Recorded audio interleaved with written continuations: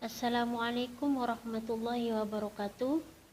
Saya Alfasanah dari kelas A22 dengan NIM 2281131071. Pada video pembelajaran kali ini saya akan menjawab beberapa pertanyaan yang terkait dengan ilmu tafsir dan tafsir.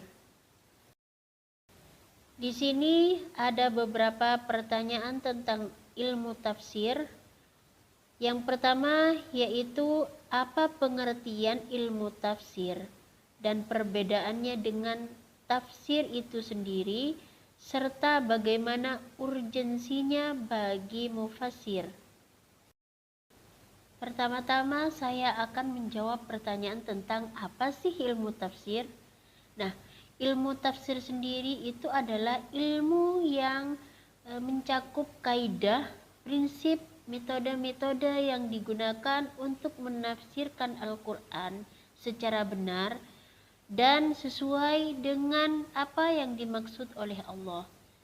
Ilmu ini mencakup tentang bahasa Arab, asbabun nuzul atau sebab-sebab turunnya Al-Quran tersebut, serta nasih dan mansuh, juga metode-metode penafsiran yang digunakan oleh mufassir.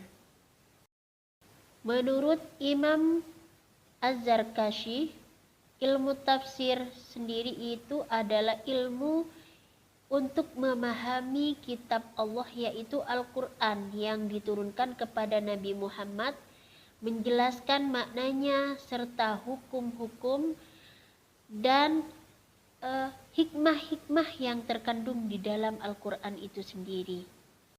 Selanjutnya, apa yang dimaksud dengan tafsir? Tafsir itu sendiri adalah hasil atau produk berupa penjelasan makna-makna Al-Quran yang telah dilakukan oleh seorang mufassir dengan kemampuan dan metode-metode tertentu.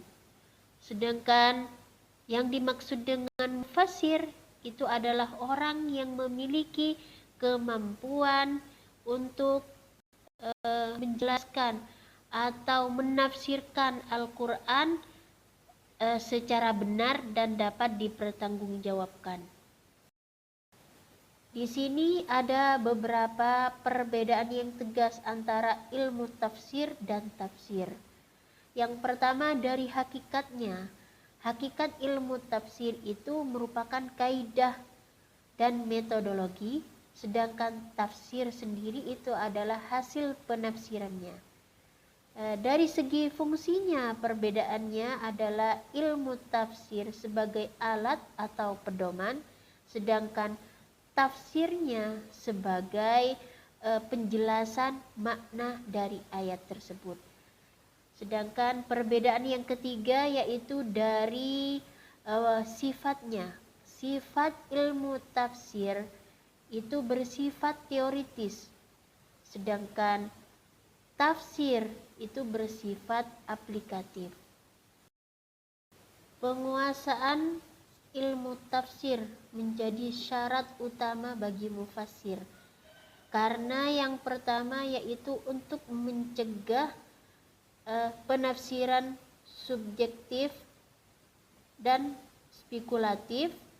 Yang kedua yaitu untuk menjaga kemurnian makna ayat. Yang ketiga yaitu untuk menghindari penyimpangan akidah dan hukum. Yang keempat yaitu menjamin kesesuaian antara tafsir dan maqasid asy-syariah. Ibnu Taimiyah menegaskan bahwasanya barang siapa yang menafsirkan Al-Quran tanpa ilmu, maka sungguh dia telah berkata atas nama Allah tanpa pengetahuan. Selanjutnya pertanyaan yang kedua yaitu tentang perbedaan tafsir bil ma'thur dengan tafsir bil ra'yi, di mana saya yang pertama akan menjelaskan yaitu tentang tafsir bil ma'thur, yaitu tafsir Al-Quran yang bersumber dari riwayat. Sumber tersebut berasal dari Al-Quran dengan Al-Quran, bisa jadi antara Al-Quran dan hadis Nabi. Yang ketiga, sumbernya dari Al-Quran dan perkataan sahabat Nabi. Yang keempat itu ulama menambahkan, yaitu tabi'in. Tafsir bil ma'tsur di sini menggunakan metode riwayah, kontekstual, dan historis. Salah satu contoh tafsir Al-Quran dengan hadis, di mana dalam Quran surat Al-An'am ayat 82 dijelaskan bahwasanya yang artinya orang-orang yang beriman, mereka yang tidak mencampur adukkan iman mereka dengan kezaliman. Nah, di sini para sahabat bertanya kepada Rasulullah makna zulm di sini. Rasulullah menjelaskan bahwa zulm di sini itu merupakan perbuatan syirik yang dijelaskan dalam Al-Quran surat Al-Luqman ayat 13, yang artinya sesungguhnya syirik adalah kezaliman yang besar. Nah, di sini merupakan tafsir Al-Quran dengan hadis. Yang kedua yaitu tafsir bir-ra'yi. Tafsir bir-ra'yi di sini adalah penafsiran Al-Quran yang dilakukan melalui ijtihad secara ilmiah oleh mufassir dan telah berlandaskan Al-Quran, hadis, dan kaidah ilmu tafsir. Sumber tafsir bir-ra'yi adalah bahasa Arab, yang kedua adalah ilmu balaghah, yang ketiga adalah usul fikih, yang keempat adalah konteks sosial dan maqasid. Dalam tafsir bir-ra'yi di sini, metode yang digunakan adalah analisis rasional dan kontekstual. Salah satu contoh di sini pada Quran surat Al-Baqarah ayat 219, yaitu tentang Homer, di mana yang artinya pada keduanya terdapat dosa besar dan manfaatnya bagi manusia, tetapi dosanya lebih besar daripada manfaatnya. Nah, di sini para mufassir menggunakan analisis rasional dan maqasid, bahwasanya untuk menyimpulkan khomer di sini merupakan perbuatan haram karena merusak akal dan kehidupan sosial, meskipun pada ayat tersebut tidak dijelaskan bahwa homer merupakan perbuatan besar, dosa besar, dan dilarang oleh Allah. Nah, untuk pertanyaan yang ketiga yaitu tentang fungsi asbabun nuzul dan apakah semua ayat itu memiliki asbabun nuzul. Nah, fungsi asbabun nuzul di sini yang pertama adalah untuk menjelaskan latar belakang ayat Al-Quran yang telah diturunkan. Yang kedua yaitu untuk menghindari salah tafsir. Yang ketiga yaitu untuk menentukan kekhususan atau keumuman. Yang keempat yaitu untuk menyelesaikan kesan kontradiksi antar ayat. Pertanyaannya, apakah semua ayat Al-Quran yang diturunkan memiliki asbabun nuzul? Jawabannya adalah tidak. Tidak semua ayat Al-Quran diturunkan itu ada sebab tertentu. Ada kalanya juga merupakan sebagai petunjuk umum atau ibtidai. sebagaimana Imam Sayuti menjelaskan bahwasanya sebagian ayat turun tanpa sebab tertentu, melainkan sebagai petunjuk umum bagi umat manusia. Untuk pertanyaan yang keempat, yaitu bagaimana konsep penentuan Makkiyah dan Madaniyah serta urgensinya.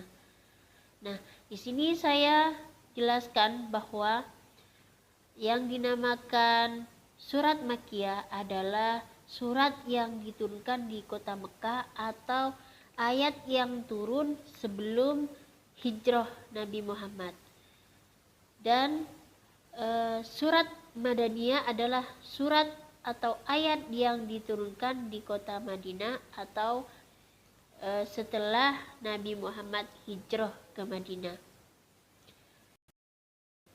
Dasar untuk menentukan Makkiyah dan Madaniyah, para ulama bersepakat menggunakan 3 pendekatan. Yang pertama yaitu waktu turunnya ayat Al-Quran. Yang kedua yaitu tempat turunnya ayat Al-Quran di Mekah ataupun di Madinah. Yang ketiga yaitu sasaran khitab ayatnya. Apakah itu pembicaraannya dengan masyarakat Madinah atau dengan masyarakat Mekah.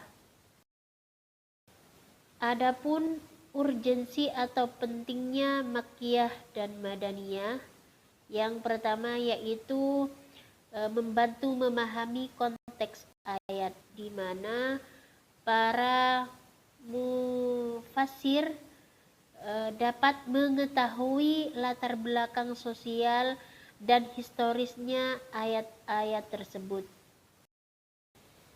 Yang kedua yaitu untuk menentukan nasikh dan mansukhnya. Yang ketiga yaitu untuk mempermudah penafsiran Al-Quran, di mana Makkiyah ini difahami dalam konteks pembinaan akidah, sedangkan Madaniyah difahami dalam konteks penerapan hukum. Yang keempat yaitu relevansi untuk metode dakwah.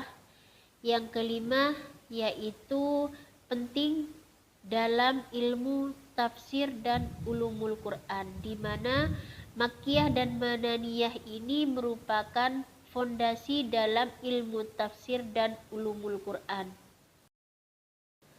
Pertanyaan yang kelima yaitu bagaimana dampak penafsiran tanpa ilmu tafsir di era digital. Salah satu dampak yang muncul akibat dari penafsiran Al-Quran yang tidak dibarengi dengan kaidah ilmu tafsir yaitu munculnya sikap keagamaan yang ekstrim, di mana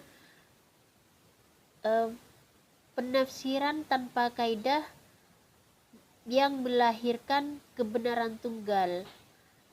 Contohnya penghakiman terhadap kelompok lain, juga membenarkan tindakan kekerasan atas nama agama. Di sisi lain ada juga penafsiran yang terlalu liberal hingga menghilangkan batas-batas syariat, karena ayat ditafsirkan hanya berdasarkan logika serta selera pribadi. Dampak sosial yang tak kalah penting yang terjadi di era digital yaitu kebingungan dan perpecahan di antara umat, di mana perbedaan penafsiran yang tidak ilmiah disampaikan secara provokatif di ruang digital, yang mengakibatkan sering terjadinya perdebatan saling menyalahkan, bahkan konflik antar sesama umat muslim.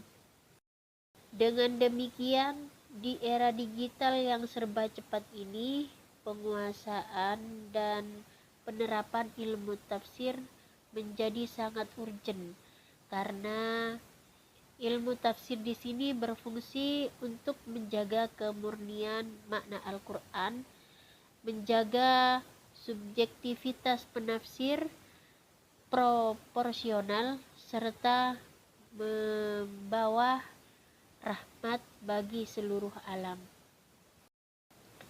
Pada kesimpulannya, penafsiran Al-Quran tanpa ilmu tafsir akan merusak tatanan keilmuan, juga membahayakan harmonisasi sosial dan bertentangan dengan tradisi ulama klasik. Demikian video pembelajaran kali ini. Kurang lebihnya saya mohon maaf. Wassalamualaikum warahmatullahi wabarakatuh.